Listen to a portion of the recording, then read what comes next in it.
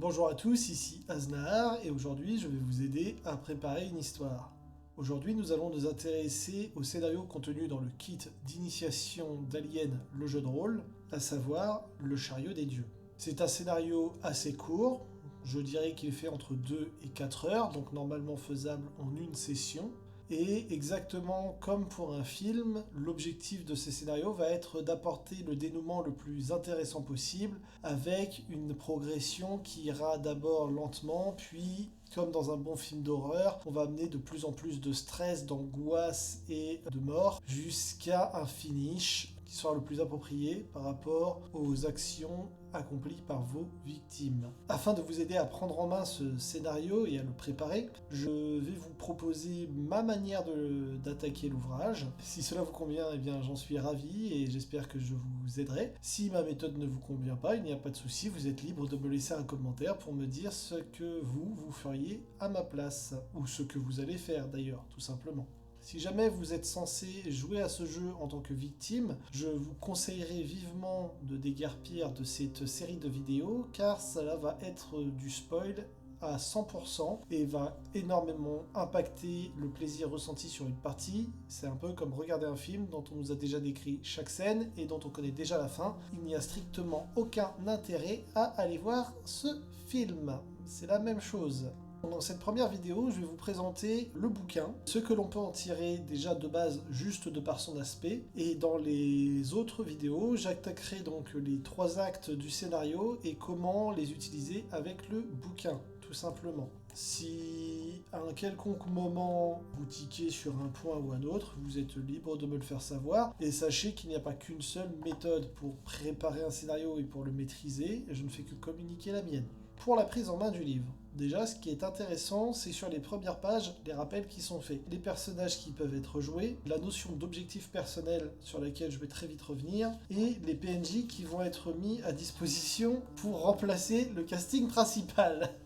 Les informations concernant les objectifs personnels vont être extrêmement importantes. L'objectif des victimes dans le scénario va être de survivre. Vraiment, on peut s'arrêter à ça, il n'y a pas besoin de chercher plus loin. Mais au-delà de ça, chaque victime va recevoir au début de chaque acte des cartes d'objectifs qui vont être secrètes. À savoir, donc en gros, c'est l'objectif de la victime.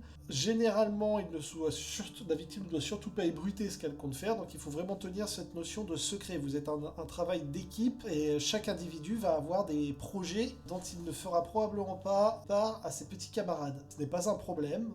C'est juste se rappeler qu'ils ont besoin les uns des autres pour survivre, mais qu'ils ont également leurs intérêts personnels.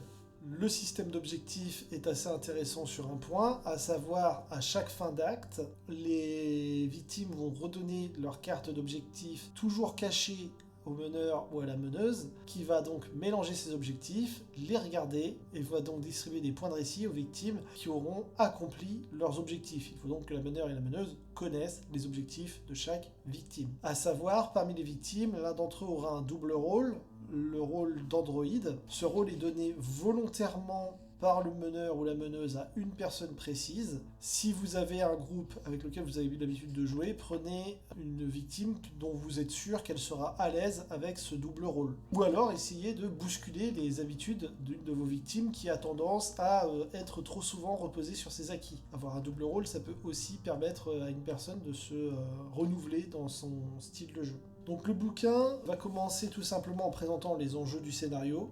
Ça, c'est très simple. On va avoir un petit encadré de présentation sur qui sont les victimes. Il va avoir un récapitulatif de tout ce qui est arrivé au Cronus. Donc le Cronus, c'est le vaisseau en perdition que les victimes vont devoir sauver. Avant que les victimes arrivent, avant que les PNJ n'entrent en hibernation, tout ça, il s'est passé quelque chose dans un vaisseau et tout est résumé dans un petit encadré. Et les victimes vont avoir à leur disposition un plan de leur vaisseau qui est assez limité. En fait, le Montero, donc le vaisseau des victimes, est surtout un moyen d'arriver sur les lieux, pas autre chose. C'est même, il a un protocole d'autodestruction si jamais les victimes essayent de ne pas accomplir leur mission et de s'enfuir. Donc on n'est vraiment pas sûr vous allez vous en sortir. L'équipement à disposition des victimes est indiqué également, et il relève du capitaine de distribuer cet équipement, mais bien évidemment vos victimes sont tout à fait en mesure de discuter entre elles de qui prend quoi. Par contre, il est indispensable, il faut bien noter ce point, qu'il y ait quelqu'un qui joue le capitaine du vaisseau. tout simplement pour une question de cohérence scénaristique. Le capitaine n'est pas voué à survivre, par contre, c'est pas le personnage principal, il peut mourir au bout de 15 secondes, il n'y a pas de souci. Il y a un petit rapport sur le fait que le vaisseau transporte des marchandises de valeur, afin d'insister sur le fait que pour que vos victimes puissent avoir un espoir de gagner quelque chose de leur mission, de leur exploration, il faut qu'elles non seulement fassent le sauvetage qu'il va leur être demandé de faire sur le Cronus, mais qu'en plus elles finissent de transporter leurs marchandises. Il y a donc une présentation de l'équipage du Cronus qui est faite. Ce sont que des personnages qui peuvent être également interprétés, d'où ma réflexion sur la stupidité de ne pas donner des fiches de personnages vierges dans le kit d'initiation, puisque si les personnages meurent, il va falloir qu'ils reprennent les stats des personnages proposés dans le livret afin de pouvoir continuer à jouer. Donc moi ce que je vous conseillerais de faire, c'est tout simplement d'imprimer des fiches trouvables sur internet très facilement, de manière à pouvoir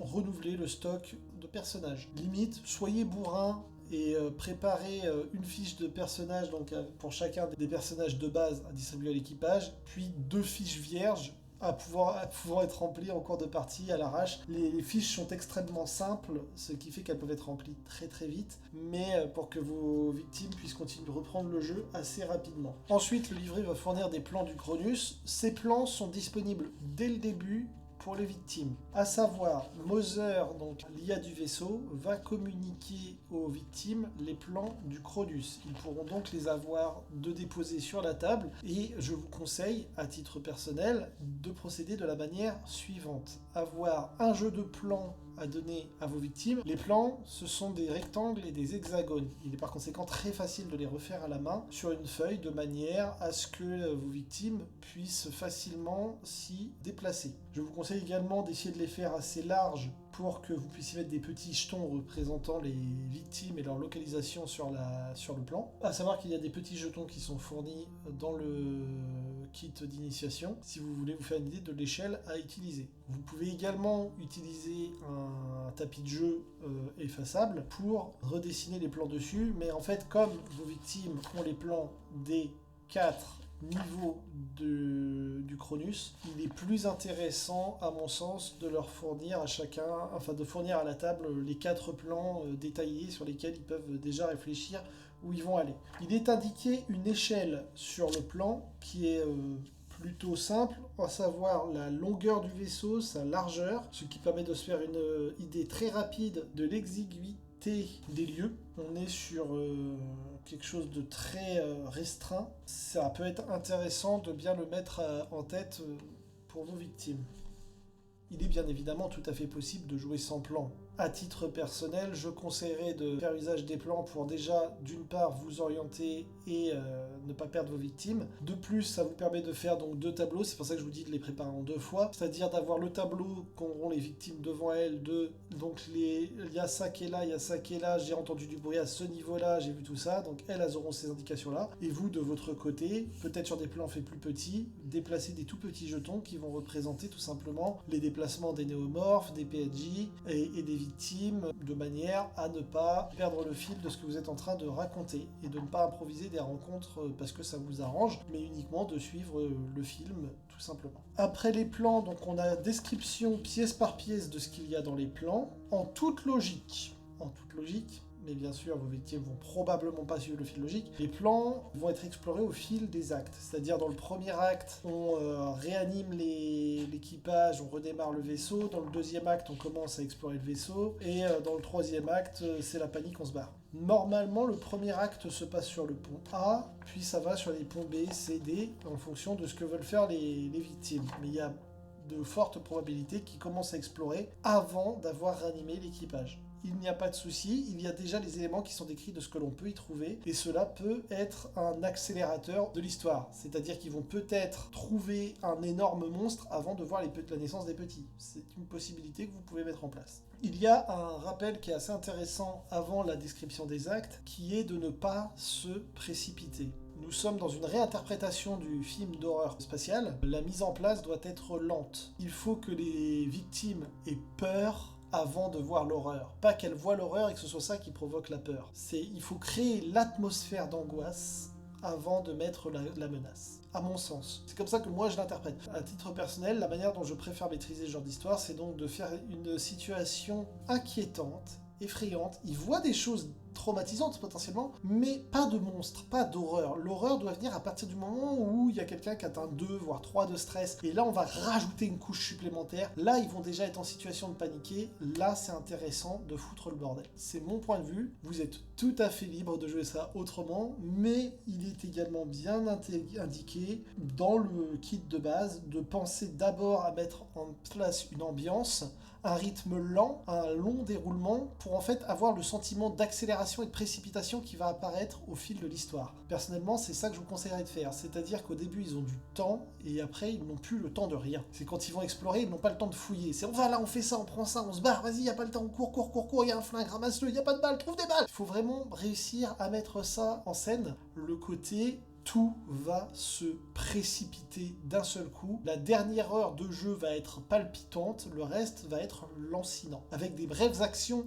explosives mais très courtes. Il faut que le reste très lent. Une fois de plus, c'est mon point de vue. Vous n'êtes pas obligé de faire pareil que ça. Le scénario va ensuite vous proposer, donc après vous avoir décrit étage par étage, pièce par pièce ce qu'il y a dans le vaisseau, il va vous présenter les arcs narratifs du film. Donc à savoir un découpage en 3 actes. Un premier acte d'exploration, plutôt posé, presque sans menace. C'est là qu'on fait grandir l'angoisse. Il y a des choses qui ne vont pas, et la conclusion de l'acte de départ, c'est justement la première horreur qui apparaît. Donc il faut déjà avoir réussi à faire monter l'angoisse avant de faire apparaître la première horreur. C'est comme ça que moi, je le ferai. Il y a une description d'ailleurs qui est assez intéressante de la naissance de la première horreur.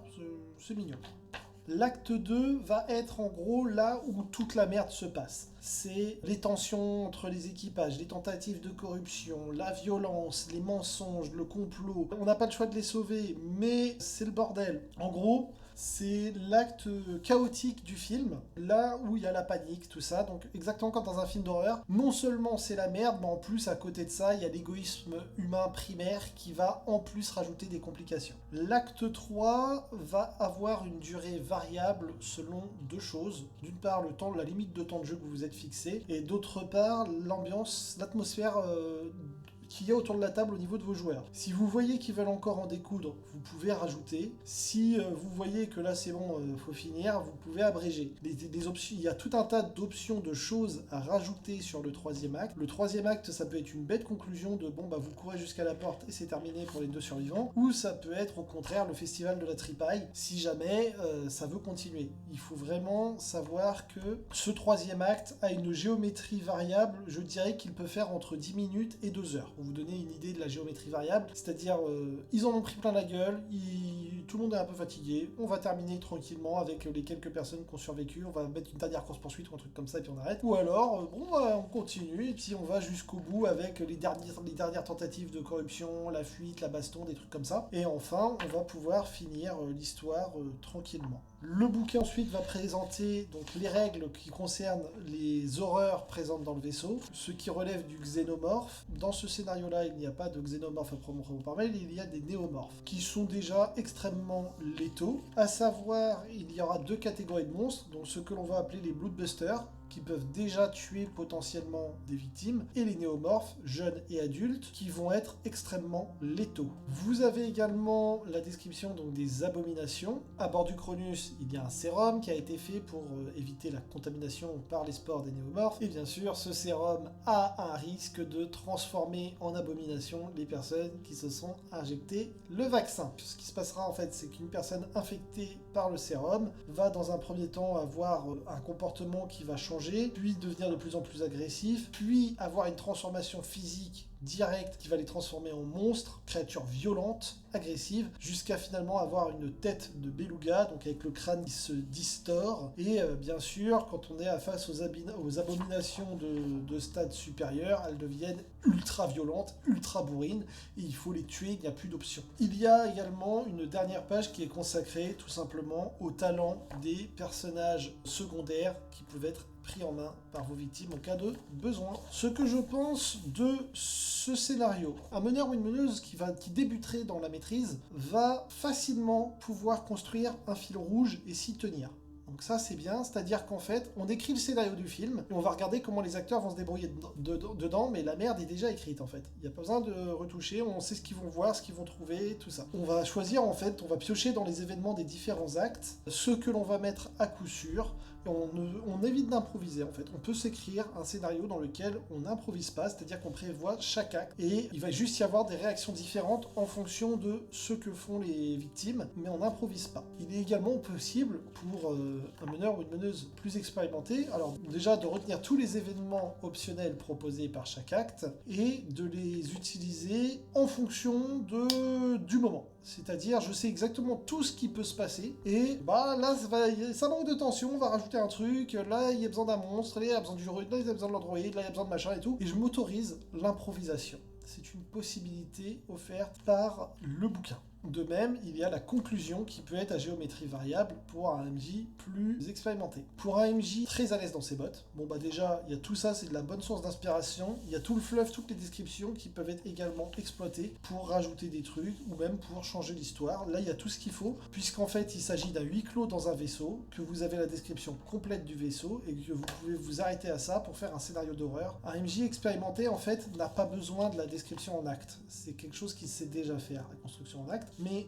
un MJ qui n'a pas cette expérience aura l'appui de la construction par acte pour pouvoir écrire une histoire cohérente et la faire jouer de manière tranquille. Quelqu'un de débutant aura aucun mal à prendre en main ce scénario à une seule et unique condition, c'est que cette personne sache comment se déroule un film d'horreur. Enfin, d'horreur spatiale, c'est très particulier. Avoir vu les films aliens peut être une bonne base, hein, évidemment. Avoir le film Près du Soleil à Sunshine ou un truc comme ça qui va aussi avoir cette horreur grandissante au fur et à mesure. Avoir vu des films qui vont avoir pour objectif de confronter des gens normaux à une horreur contre laquelle ils ne peuvent pas s'opposer. Le principe d'Alien, c'est qu'on ne peut rien contre les aliens, même si on en tue un, de toute façon, ça ne change pas grand-chose au final, ça nous assure à nous une survie, mais dans l'absolu, ça reste une espèce de saloperie. Les points qui sont également intéressants dans le bouquin, ce sont les encadrés d'ambiance et de description et de rappel. Donc comme l'encadré, pas de précipitation, il y a un anglais sur l'atmosphère à entretenir dans le vaisseau, à savoir c'est glacial, c'est sombre. Il faut vraiment insister en fait sur des points de malaise. En gros, on essaie de créer du malaise. C'est ça l'horreur aussi, c'est qu'on va essayer de générer du malaise, du stress, un environnement qui est hostile de base, qui fait que les victimes vont prendre des décisions instinctives, primales, basées sur leur survie et leurs envies, plus qu'autre chose.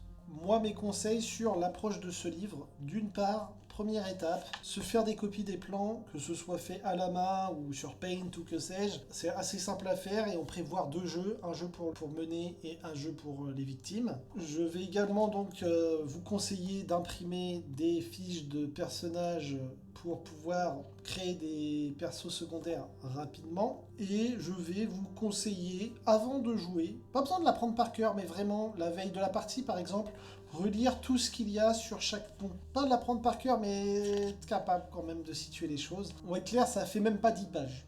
10 pages à lire qui vont être assez aérées et qui vont donc vous permettre d'avoir les points importants à retenir sur où que c'est qu'il y a quoi. Moi, ce serait mon conseil pour la prise en main de cette chose. Et après, vraiment être honnête avec votre niveau de maîtrise. Si vous n'êtes pas à l'aise pour écrire vous-même votre histoire, pour improviser tout ça, suivez la progression par acte. Elle est très bien faite. Vraiment, j'insiste, elle est bien faite. Pas la peine de chercher le plus complexe. Ce qui est proposé là, c'est cool. Si jamais vous voulez improviser, retenez les différents événements existants. Vous pouvez même vous préparer des petites cartes d'événements et puis les tirer au fur et à mesure de la partie. Hein. Dire, ah bon tiens, il va se passer, ça, pof. Vous avez le droit de vous le faire. Ça, c'est pour un MJ plus expérimenté, il peut se permettre de faire ça. Pour un MJ débutant, j'insiste, choisir d'emblée, quand vous écrivez, quand vous préparez la partie, vous dites bah là je vais utiliser ces événements-là qui sont optionnels pour créer mon ambiance, mon atmosphère d'horreur. Et pour la conclusion, pareil, ça peut être fait sur l'instinct par un MJ expérimenté ou au contraire être préparé en amont par un MJ débutant pour être sûr de ne pas se perdre. Ce que j'entends par la grosse distinction entre MJ débutant et MJ expérimenté, passer à un certain stade, même sur un scénario 100% écrit, un meneur ou une meneuse expérimentée